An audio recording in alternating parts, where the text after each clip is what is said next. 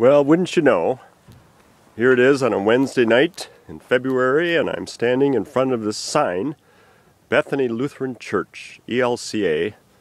I'm sure it looks familiar to you, Lori, and to the rest of your family, because this is where you went to church many, many years ago. In fact, the church was started just a few years before you arrived here. And I'm looking at the front here. I imagine that looks familiar, or unless they added some to it. But it looks like a nice church. I've yet to go inside, but who knows? Maybe we'll find somebody that that knows you and that you might remember. So we'll see what we find. Be comfy. All right. Hello, I'm talking to this fine young lady here, and she's going to share some memories of the Tverberg family. I'm Blanche Dahlman. I was to your house a lot of times. We're in court with Gail, and my youngest brother, your husband, delivered. What was his name? Bob Dahlman. Bob Dahlman. Okay, and your first name again is? Blanche. Blanche. And did you live close by the Tverberg family? No, we lived out in out of town. Oh, you lived out of town. So then you came into town, and you were, and Gail was the closest in age to you, or? No, Gail was the same age as my other younger brother. Oh, I see. But you knew Gail the best. Well, good. Well, thank you for sharing. Thank you. All right. Bye. Bye. After Blanche Dahlman, I met with Marilyn Knutson, and it was obvious that she remembered a lot about your family, Lori. And she even had some memories of Grandpa Sven Tverberg. Let me begin with those memories. So Marilyn has some other memories too of those years, many, many years ago. I can remember Pastor Sven Tverberg when he came. What a dear, sweet, darling little man he was. And he was so good, I remember, to all the kids.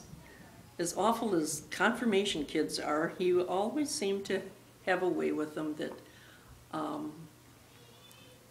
they would just kind of gather around him, and he taught them, and he did such wonderful things for our little church here while he was an interim pastor. We were almost sad to get another pastor here because he was going to leave. But he had been a missionary in Madagascar for many, many years, and when he came back here, then he was retired, and we always appreciated that he came out of retirement to come and take care of this little flock here. Yeah, and he was here how long, about? Oh, I think he was probably here a year or so. Yeah. Maybe a little bit longer. Yeah, we were always amazed that Grandpa would be sitting in a chair, and sooner or later we'd look over and hear little kids would be just climb up and sit in his lap. Yeah, isn't that wonderful? Yeah, just amazing. So Just wonderful. He had that, and then you remember Grandma being here too then. Yeah. Yeah, so the two of them had that ministry. They didn't live with Melt and Lori then, I don't imagine. They probably had a house for them, maybe the parsonage, or don't you remember that? I can't remember where they were living when they came. But you know, I wouldn't be surprised if they stayed with Melt and Lori in their Melt and house. Lori, huh? Yeah. Well, you've got a lot of memories of the Tverberg family. Thank you for sharing about Sven and Elise. Appreciate that. Marilyn's memories of Miltzo, Dr. Tverberg, as she always called him, were extremely personal.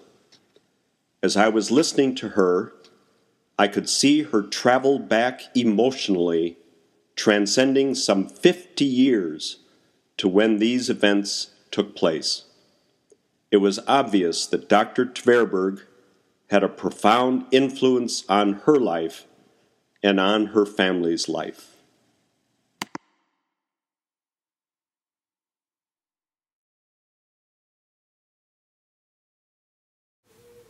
So here's Marilyn sharing a little bit of her memories of Dr. Tverberg, of Miltzo, and that time in her life. I can remember when Dr. Tverberg and Laura moved to town, And everybody was really happy to have another doctor here, especially one so wonderful and so caring as he was. And they had all these wonderful little girls that came along while they were here. And I can especially remember a couple of things that Dr. Hess delivered my first two children, Colleen and Mark. And then he had a heart attack. So when I came along with John and David, Dr. Tverberg was there and delivered those two boys. And I can remember when John appeared, he said, "Ho, ho, here we have another Norwegian," which we thought was wonderful. And so he took care of our family from then on. And it was always so kind and so wonderful and so appreciative of how kind he was to our family. And I can remember one time when our son John was really, really ill, had hit his tonsils out and whatnot, and had gotten him home, and he just was not doing very well, and he, this little bitty whiffet, fainted on me, and I didn't know what to do. So I called down to the hospital and got a hold of my mom, and she said, "Just a minute," and she put Dr. Tverberg on the line, and he said, asked me what was going on, and I told him, and he said, "Take the phone over by John and let me listen to him." So I did, and he said, "Just tell me how to get to your house. I'll be there in 15 minutes. And where did you live? A long ways away, out in the We country? lived or? in New Lisbon. Oh, at that's that right, New time. Lisbon. How far is that away? About 7 miles. Oh, yeah. Yeah. Hmm. And he came in the house, took one look at him, picked him up, took him out, put him in the car, and took him to Boston to the hospital, and I trailed along behind. Now, did they have ambulances in those days, or did he didn't know, of course, that an ambulance was necessary, No, did he? No. Well, the ambulance in them days was the hearse from Crandall's funeral home. Oh, no. Didn't want that pulling up in front of the house. It'd scare a little kid, wouldn't it? Yeah. That was the ambulance in those days. Oh, my goodness. So he brought him in, and then did he stay in the hospital then for? Oh yeah, he was there for probably a week or so. Yeah.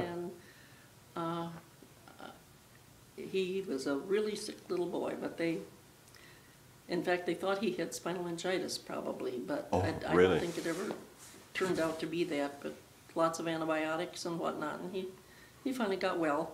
So Miltzo may have saved his life then. Yes, he did. Wow. I always figured he did. Wow. Yeah. Yeah. And my mother and Nettie Benson were the two surgical nurses at the hospital here. And my mother passed away very young, at only 58 years old. And when she got really ill at home, and my dad got up and called my sister Sonia that lived here in town. And Sonia came over and she called Dr. Tverberg right away, and he came right to the house. And my mother had had a massive heart attack, and he picked her up and put her in his car and brought her to the hospital. But it was unfortunately too late. But I thought how kind he was and how understanding he was, and it was a devastating thing for him, because I can remember him. Olga Chisa telling me that she saw him come home that morning and parked across the street from her house and just sat with his head down because he felt so terrible that my mom was gone. 58 too, and Yeah, that was 1963 when that happened. really, wow, wow. Well, you have some wonderful memories of Dr. Tverberg, that's for sure. Thank you for sharing those. Finally, Lori, Marilyn had some wonderful memories of you. You are quite a bit older than she is, some 12 years, but she still remembers how beautiful you were. I gave some ancient and some current pictures of you and your family to her, and her first comment was, "Oh, Laura looks just like her mom." She especially remembers going with her family over to your house on Sunday afternoons, and especially a big celebration at the Plymouth Church. Hi, and happy birthday to you. I understand you're going to hit a real mark, going to be 90 years old. And here I am, 12 years younger. I'm just a kid. And I can remember when we were youngsters and coming to your farm, and how you were older than I, but I just thought you were so beautiful. And it was fun. Of course, Norma was a little bit closer to my age, but I can remember us going to Bible school in the summertime, and some just wonderful things about to Plymouth, and of course, and your farm was close to their farm, or? It was a few miles away. A few miles away. Yeah, and your folks, your dad and mom's, their names were? Hazel and Clarence Knudsen. Oh, yeah, yeah. And my grandma and grandpa. And I had aunts and uncles that lived all around the farms around there.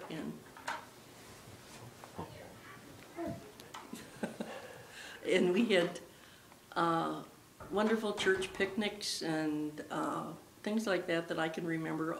All the Ritlins and the Knutsens and the Johnsons and all the rest of them that would come to him. And I was trying to scrounge up some pictures, and I ran across one at home in front of Plymouth Church, and it was Pastor Rustin and Mrs. Rustin's 50th wedding anniversary.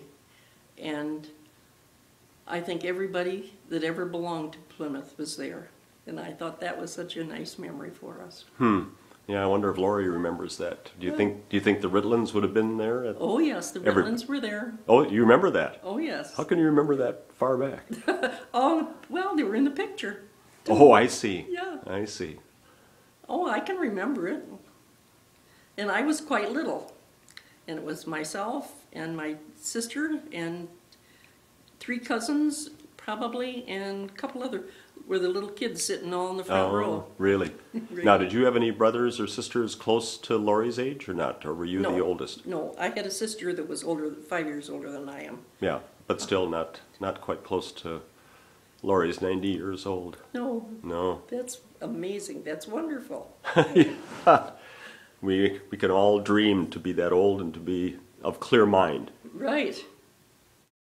So Lori, have a wonderful 90th birthday. Your nieces and nephews love you. Your children and grandchildren love you. And friends from long ago remember you and are so happy you can celebrate this wonderful day.